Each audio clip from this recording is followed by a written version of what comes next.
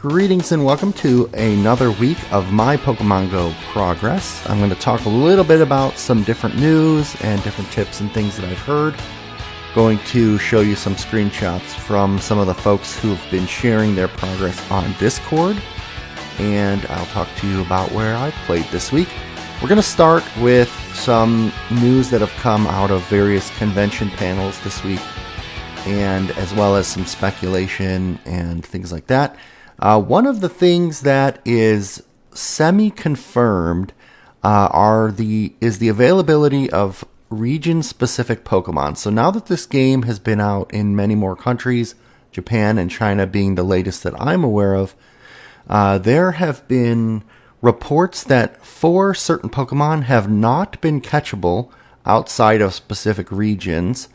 Although you can hatch them from eggs, I believe it's extremely rare. So it appears that Mr. Mime is only available in Europe, Tauros is only available in North America, Kangaskhan in Australia, and Farfetch'd in Asia. Now this sort of lends to the belief that trading is going to be added as one of the first major feature enhancements, and that will allow people to round out their Pokedex. You may have seen a report of a guy from America who has been able to catch all 142 Pokemon available to date, and these 4 plus Ditto and the legendaries kind of total up to the missing Pokemon of 151. Now, speaking of Ditto, I've been watching this thread on Reddit/r/Pokemon Go, and it is theorizing and experimenting with trying to get a Ditto. As far as I know, nobody in the world has yet caught or found a Ditto. I have long wondered if somebody has caught a Ditto and they just don't know it because it's in disguise of another Pokemon.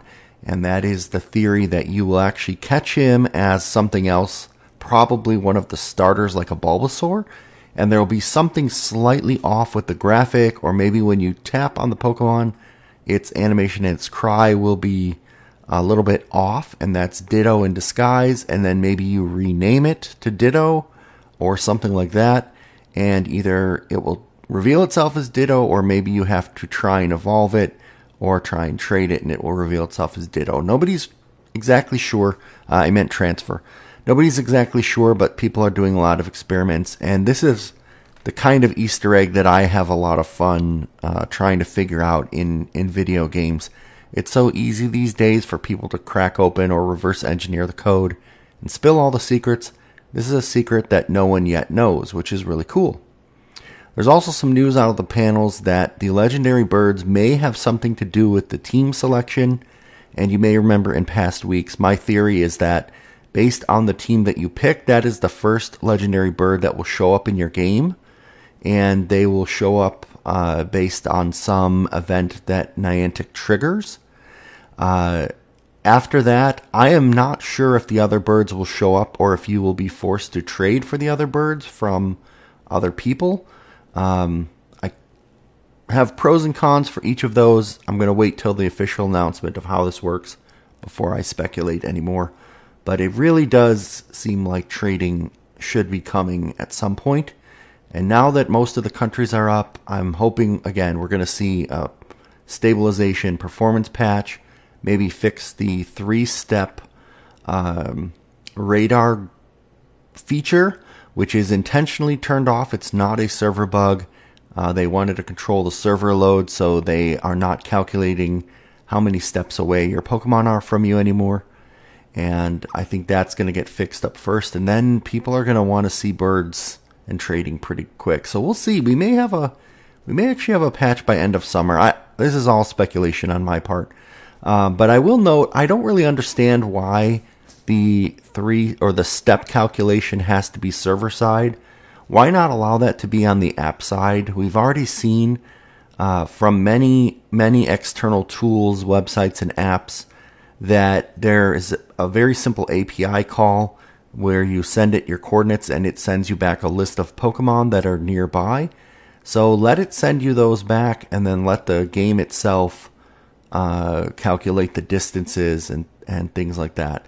I don't know why that has to be something the server is calculating. Let's take the load off the server. So speaking of that, I did try out a website called Pokevision. It works very well. When it works, when it's up, it probably is getting hammered by traffic and comes down a lot. I don't know if it's considered an official cheat.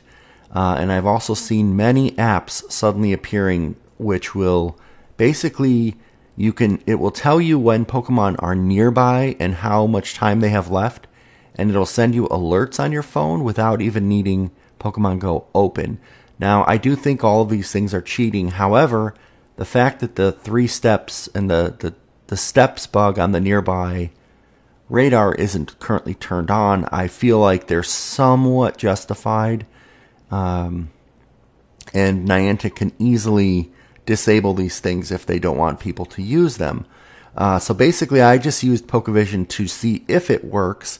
And here's kind of a shot of a nearby my house where there were, 2 or 3 Pokemon showing up on Pokevision.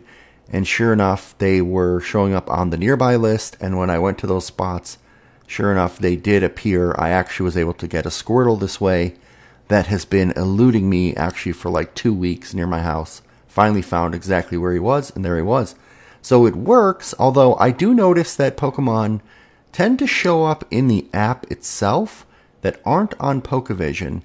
And I kind of think these are specific apps that are spawning based on me and not based on the map. And it's kind of good to know that there's a little bit of randomization in it. But most of the Pokemon that show up for me also show up for people who are, like my son, who are with me.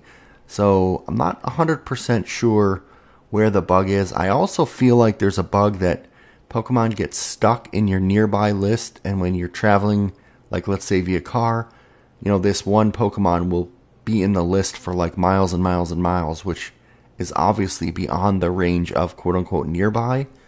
So I feel like they're getting stuck in the list and they're not truly nearby, or they're based on you as a person and not based on the map at all. So it's not really sure how it works, but the game does seem to have a few inconsistencies in the user interface.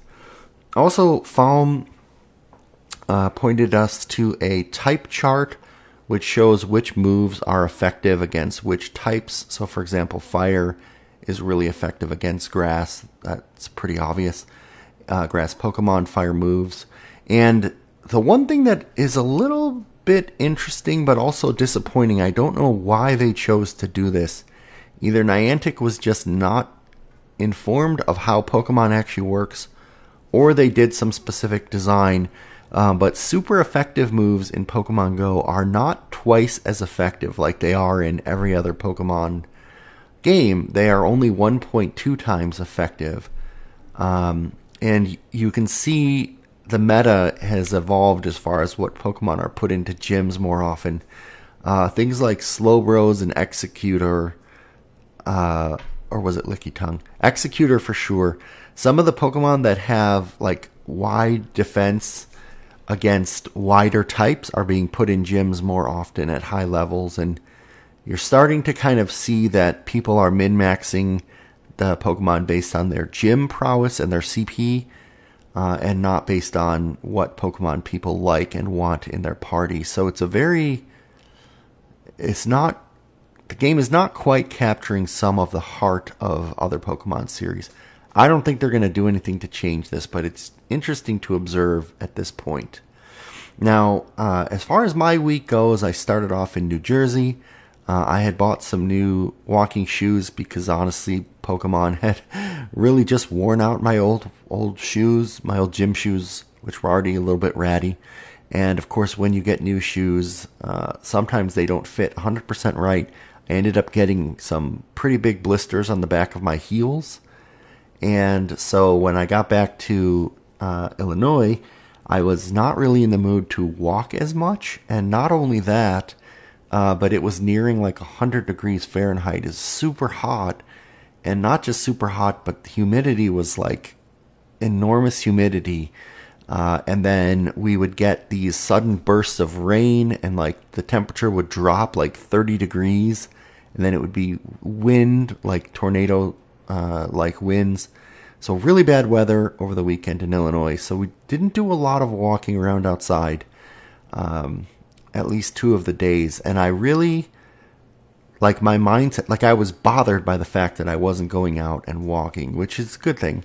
I did go and see my son's performance of the Lion King with his summer art camp, which was awesome, and I got to mess around with the kids and kind of, they were singing a song, Kakuna Ratata. What a wonderful phrase. And that was pretty funny. So I got to give them a nice little screenshot. Even though I missed those 2 days of walking, I kind of made up for it after that. And I'm up to 130 kilometers total, which I noticed that based on the in-game badges now, the new goal for gold badge seems to be 1,000, which that is a lot of walking. But outside of Pokemon Go, because of the weather, my son actually got back into playing Pokemon Omega Ruby, and I picked up my Alpha Sapphire, and we both played around, filling in our Pokedex. He went on a legendary hunt, and I went on a breeding kick. So it's pretty funny. When I couldn't walk around in real life and play Pokemon Go, I ran back and forth around Mauville City in Pokemon Alpha Sapphire and hatched eggs in that game, which is kind of funny. And we also got the itch to catch up on the Pokemon movies that we had missed, so we watched everything up through the Diancie movie, which wasn't too bad, to be honest. I believe that was movie 18, and we're looking forward to the English version of movie 19, which hopefully will come with an event allowing you to download Volcanion into your Pokedex. That is, as of right now, the only legendary Pokemon that is not yet available in the US. And there are a few trades for it in the Global Trade Center, but they're all asking for Genesect or Meloetta, which I'm not giving up. So, last but not least, outside of Pokemon Go, I got a couple of my friends together and we did a debate or a brawl to come up with our top 10 list of Generation 1 Pokemon. So, if you're at all curious to see what we chose as our overall top 10 list and why, it's a pretty cool episode. It's on my YouTube channel. It's about 40 minutes or so in length, but you can skip to the end or you can listen to it, because as we add or swap Pokemon around the list, we talk about what they meant to us and why we're adding them to the list, and it was a good time. So at the end of the week, I have now gotten myself up to level 22. I'm going to admit that when I went from about 19 to 21, I was very adamant about keeping all the Pidgeys and waiting to use my lucky eggs and maximizing that XP. When I went from 21 to 22, I kind of, I didn't bother. I wasn't too interested in getting to the next level except to get more Ultra Balls and maybe an incubator or something like that. But I have caught now 89 unique Pokemon, and I've seen 92 out of the 151. So that means that now I'm up to 3 Pokemon that I have actually fought and got away. And it is really frustrating when this happens. So I actually was at a Pokestop with a lure on it, and an Onix appeared. I was so ecstatic. The first Onix I've seen. I gave it a berry. I put a spin on my Ultra Ball. I caught it. I don't think I hit within the circle, but I did catch it with an Ultra Ball, and it broke out of the egg and immediately disappeared after one throw, and it was just gone. And so I was really frustrated that I missed the opportunity to catch an Onix. And then as I was kind of driving around, I saw a Vulpix. So I clicked on it, and then I waited till I got to the next stoplight. Again, I threw an Ultra Ball and a berry, and the Vulpix just broke out and disappeared. So 2 more Pokemon, in addition to the Machop that I missed in week 1, that have gotten away from me. And then, as I mentioned at the beginning of the episode, some of my friends have been putting pictures up on Discord. So here's a couple of those that are happening in the background. My friend Sean and I have been texting back and forth, and I did not actually download all of the images that he sent me, but man, he's made a lot of good progress. He got to go to New York City, and a very densely populated area. There's a lot of opportunity to catch Pokemon. So he's just about caught up to me. He's got some Pokemon that are higher CP than anything I have in the 1500s. But again, I'm not really going after gyms and CP too much. I'm more going for my overall collection. And at 89 out of 150, or I guess I should say out of 142 for now, I'm getting there. The ones that are left are going to be pretty scarce in between. I only have a few more that I can actually evolve, which basically is going to be Bulbasaur and Squirtle lines. I have not seen a single Charmander outside the one that I started with, so I don't know that I'm ever going to be able to evolve him.